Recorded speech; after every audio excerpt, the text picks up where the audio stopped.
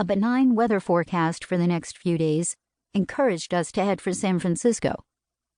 With light winds, low clouds, and full of nervous anticipation, I steered for the ocean with a push from the early morning tide. Hours later, we sat at the entrance to the strait with our sails hanging loosely, like laundry on a line. Then the tide began to come back in, carrying us with it. To avoid getting swept past our starting point, Garth turned on the engine, and we motored southwest several hours further into the ocean. We had 2 months to get to San Diego, where we planned to join a sailing rally to Mexico.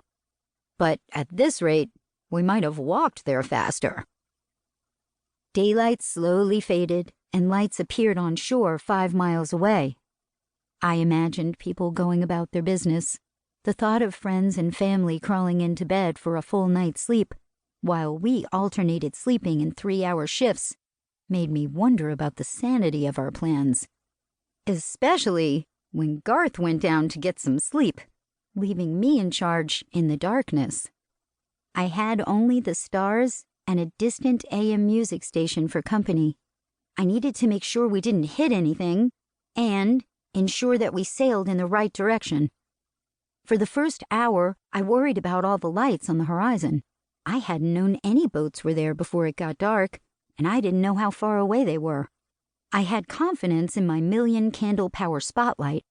While it blinded me, I could at least point it at anything that seemed close, and then at my sails, to pantomime, "Hey you, over there! I'm here, and I'm a sailboat." As darkness descended, so did the temperature. Despite it being late August, it didn't take long to get chilly. Every few minutes, I wanted another hot drink. Never a big coffee drinker. Despite living in Seattle, the coffee capital of the world, I started to worry whether we had sufficient hot chocolate mix at the rate of 4 cups per hour to reach San Francisco, some 800 miles away. Then I became acutely aware of the downside to consuming all that liquid. Every 20 minutes or so, I peeled off waterproofs and 3 layers of fleece to reduce the pressure on my bladder. Each visit below to the bathroom took an extra several minutes for disrobing, which did help pass the time. Rarely had I studied a clock more closely. So much time just to think was a bit unsettling. I realized how much of my life I'd spent rushing around doing things that had seemed vital, most of which I couldn't even remember at the moment. The waters slapped lightly at the hull, and the lines groaned in their blocks, but we were ghosting along almost silently in the darkness in our own little universe. Still not used to sailing at night, I feared that a reading light would wreck my night vision. Fortunately, that fear was short-lived.